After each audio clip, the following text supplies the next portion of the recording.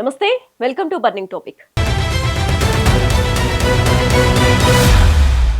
ప్రపంచ రాజకీయాల్లో Donald Trump అడుగులు ఎప్పుడూ అంచనాలకు అందవు. ఇరాన్తో కయ్యానికి సై అన్న ట్రంప్ ఇప్పుడు చర్చలకు సిద్ధమవుతున్నారా అన్నది $1 మిలియన్ ప్రశ్న.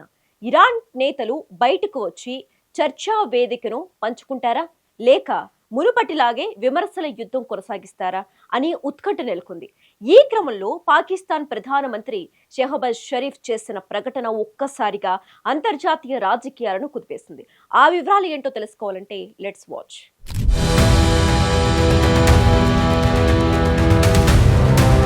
అమెరికా అధ్యక్షుడిగా డొనాల్డ్ ట్రంప్ బాధ్యతలు చేపట్టిన తర్వాత ఇరాన్తో సంబంధాలు మరింత క్లిష్టంగా మారాయి. ఒకవైపు ఆంక్షలు, మరోవైపు ఇరాన్ అణు కార్యక్రమాలపై హెచ్చరికలతో గల్ఫ్ రీజియన్లో యుద్ధమేఘాలు కమ్ముకున్నాయి. అరేబియా సముద్రం నుంచి పర్షియన్ గల్ఫ్ వరకు ఉద్రిక్తతలు పతాక స్థాయికి చేరాయి.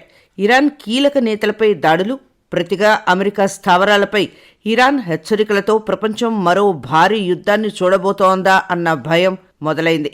కానీ యుద్ధం ఎవరికీ మేలు చేయదని గుర్తించిన అంతర్జాతీయ సమాజం తెర వెనక రాయబారాలు మొదలుపెట్టింది.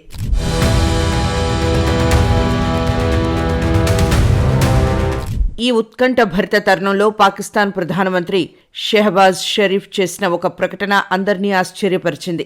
అమెరికా, ఇరాన్ మధ్య నెలకొన్న ప్రతిష్టంభనను తొలగించడానికి తాము సిద్ధమని, చర్చల నిర్వహణకు ఇస్లామాబాద్ను వేదికగా మారుస్తామని ఆయన ప్రకటించారు. కేవలం ప్రకటనతోనే ఆగకుండా ఆయన ఈ మేరకు సోషల్ మీడియా ప్లాట్ఫామ్ ఎక్స్లో ఒక పోస్ట్ చేశారు.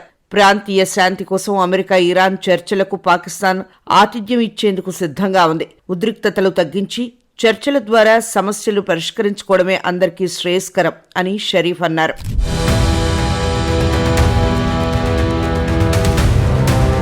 షరీఫ్ పోస్ట్ పెట్టిన కొద్దిసేపటికే అమెరికా అధ్యక్షుడు డొనాల్డ్ ట్రంప్ దాన్ని తన సొంత సోషల్ మీడియా వేదికగా ట్రూత్ సోషల్లో షేర్ చేయడం ప్రపంచవ్యాప్తంగా చర్చకు దారితీసింది.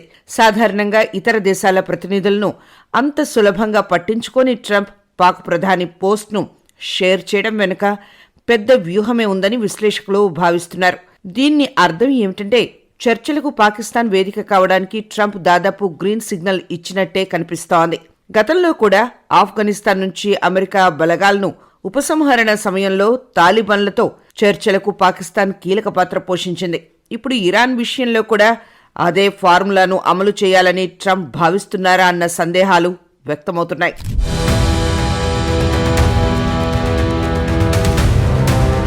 మరోవైపు ఇరాన్ వైఖరి ఇంకా స్పష్టంగా తెలియలేదు. ఇరాన్ అధ్యక్షుడు మసౌద్ పెజెష్కియాన్ నేరుగా ట్రంప్తో చర్చల్లో పాల్గొంటారా అనేది $1 మిలియన్ ప్రశ్న. ఇరాన్ నేతలు పబ్లిక్ గా అమెరికాను విమర్శిస్తున్నా అంతర్గతంగా ఆర్థిక ఆంక్షల నుంచి ఉపశమనం కోసం చర్చలకు మొగ్గు చూపే అవకాశం ఉందన్న వార్తలు వినిపిస్తున్నాయి. ముఖ్యంగా చైనా, రష్యా వంటి దేశాల ఒత్తిడి కూడా ఇరాన్పై ఉంది. పాకిస్తాన్తో ఇరాన్కు ఉన్న సరిహద్దు సంబంధాలు, మతపరమైన సామీప్యత కూడా ఈ చర్చలకు సానుకూల అంశంగా మారవచ్చు.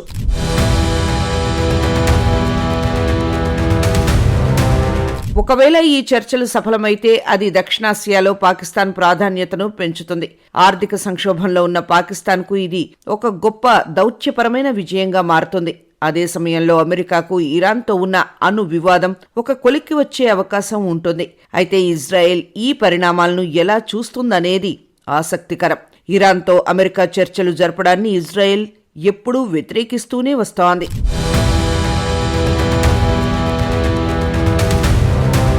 పశ్చిమాసియా ప్రస్తుతం రణరంగాన్ని తలపిస్తోంది. ఇజ్రాయెల్, హమాస్ మధ్య మొదలైన పోరు ఇప్పుడు ఇరాన్ వర్సెస్ అమెరికా అన్నట్లుగా మారుతోంది. ఈ ఉద్రిక్తతలు ప్రపంచ ఆర్థిక వ్యవస్థను, శాంతిని దెబ్బతీస్తున్నాయి. ఈ క్లిష్ట సమయంలో పాకిస్తాన్ ప్రధానమంత్రి షెహబాజ్ షరీఫ్ చేసిన ట్వీట్ గ్లోబల్ పాలిటిక్స్లో ప్రకంపనలు సృష్టిస్తోంది. పశ్చిమాసియా యుద్ధాన్ని ఆపే ఈ సంప్రదింపులను నిర్వహించే అవకాశం పాకిస్తాన్కు లభిస్తే మేము దాన్ని ఒక గౌరవంగా భావిస్తామంటూ ఆయన పేర్కొన్నారు.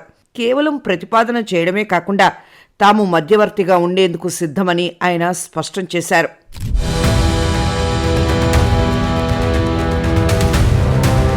షెహబాజ్ షరీఫ్ తన సోషల్ మీడియా వేదికగా కొన్ని కీలక అంశాలను ప్రస్తావించారు. అమెరికా, ఇరాన్ ఈ రెండు దేశాల నుంచి ఉమ్మడి అంగీకారం లభిస్తే చర్చలకు వేదికగా ఉండేందుకు పాక్ సిద్ధం.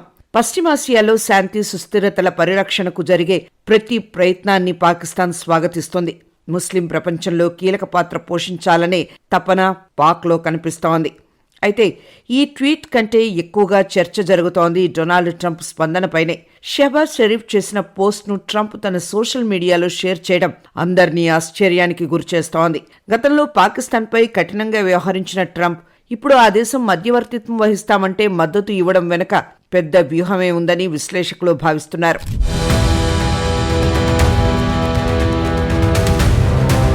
అసలు పాకిస్తాన్ను ట్రంప్ ఎందుకు ఎంచుకుంటున్నారు, దీని వెనక ఉన్న లాజిక్ ఏంటి అనే ప్రశ్నలు సోషల్ మీడియాలో వెల్లువెత్తుతున్నాయి. నెటిజన్ల విశ్లేషణ ప్రకారం ఇందులో ప్రధానంగా 3 అంశాలు కనిపిస్తున్నాయి. పాకిస్తాన్కు ఇరాన్తో సరిహద్దు ఉంది. చారిత్రకంగా, సాంస్కృతికంగా ఈ 2 దేశాల మధ్య సంబంధాలు ఉన్నాయి. ఇరాన్ను ఒప్పించగల సామర్థ్యం పాకిస్తాన్కు ఉందని ట్రంప్ భావించి ఉండవచ్చు.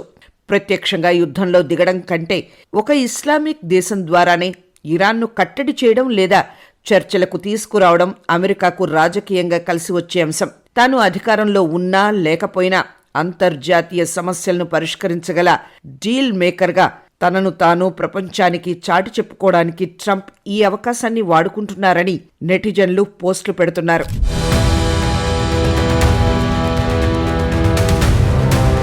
అయితే పాకిస్తాన్ ఆర్థిక పరిస్థితి ప్రస్తుతం అత్యంత దయనీయంగా ఉంది.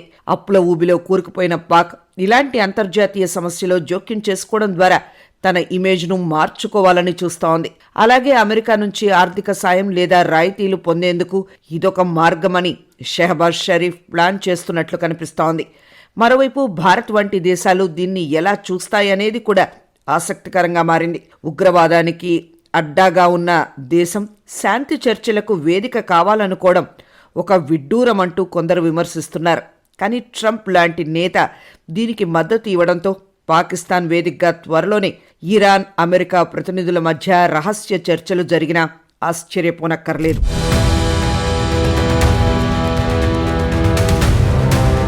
ఇదిలా ఉండగా రహస్యంగా జరుగుతున్న అమెరికా, ఇరాన్ శాంతి చర్చలకు పాకిస్తాన్, తుర్కియే, ఈజిప్ట్ మధ్యవర్తులుగా వ్యవహరిస్తున్నాయి అంటూ ఇటీవలే కథనాలు వచ్చాయి. ఇప్పుడు పాక్ ప్రధాని చేసిన ప్రకటన ఆ కథనాలకు బలం చేకూర్చేలా ఉందని అంతర్జాతీయ వ్యవహారాల పరిశీలకులు అంటున్నారు. అయితే అంతకుముందే అమెరికా, ఇరాన్ మధ్య శాంతి చర్చలకు వేదికగా పాకిస్తాన్ను ఎంపిక చేస్తారంటూ పలు అంతర్జాతీయ మీడియా సంస్థలు కథనాలను ప్రచురించాయి.